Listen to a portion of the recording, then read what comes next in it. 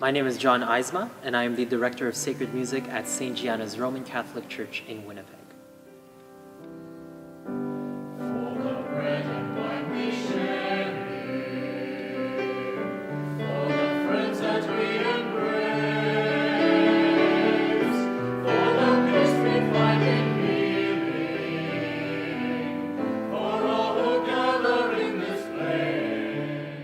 I started off in liturgical music around the age of 13.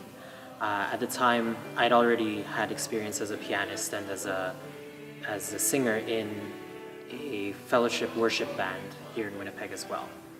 But when I was 13, I started playing for a liturgical choir in a Roman Catholic church.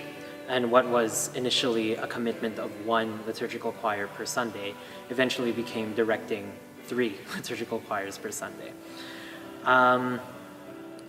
So I did that for about 6 years, and then when I was 19, I had accepted a position at St. Gianna's as the Director of Sacred Music.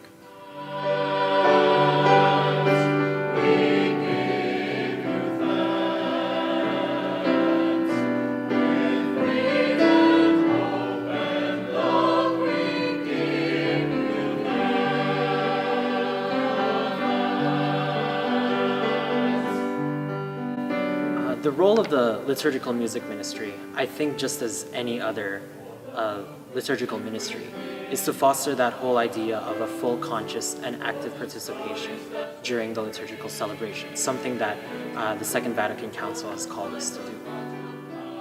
Liturgical music has always been supportive of the rules of, liturgical music has always been supportive of the rituals and the actions in the liturgy. So with that being said, there's always an intent with the music. Liturgical music is just never random. I always like to say our jobs as directors and as conductors are never to just put names into a hat and pull them out for a particular Sunday. There's a process that's involved in picking music for a liturgical celebration, and that process could be something as simple as reading and reflecting on the readings of a given Sunday. Or you might even go to your pastor and discuss what the readings mean. Or in some cases, you might even discuss what the pastor is preaching about on that given Sunday. So liturgical music has always fostered that whole idea of conscious participation in the liturgy. What's unique about this particular liturgical ministry is that at the point that the liturgy begins, every single person in the gathered assembly, not just the choir, not just a director or the priest, every single person in the gathered assembly is called to participate in the liturgical ministry. And that call is to participate by sharing your voice with one another, by uniting your voices as we sing our praises to God. The music ministry at St. Gianna's is quite a ministry to be involved in. The choir rehearses once a week on a Wednesday at 7 o'clock.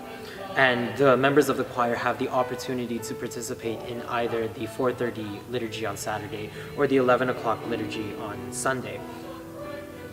A cantor is present at each of the liturgies, and a cantor is a leader of song, which helps encourage that participation from the gathered assembly.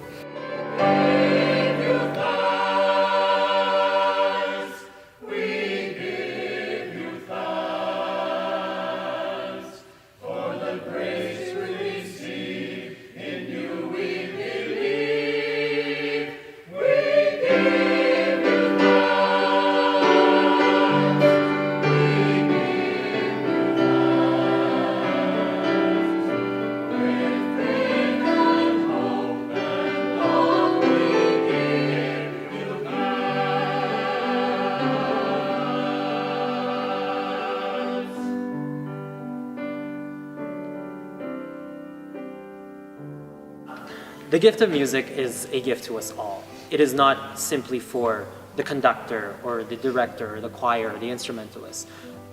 Each and every one of us has that gift of music. And that gift of music is sacramental. We encounter the visible sign of God's grace within the liturgical music ministry experience when we unite our voices together in song. It's the same type of grace that we found when we were baptized, when we received a Holy Communion, or when we celebrate the Sacrament of Reconciliation, or for those people who have celebrated matrimony or holy orders. The same grace that is found in those sacraments is the same grace that is found within the music ministry. When we sing together, we are transformed and changed into the living presence of God here on earth. That when we unite our voices together, we become the whole body of Christ. Just as the bread and the wine are transformed and changed into the body of Christ at the celebration of the Eucharist.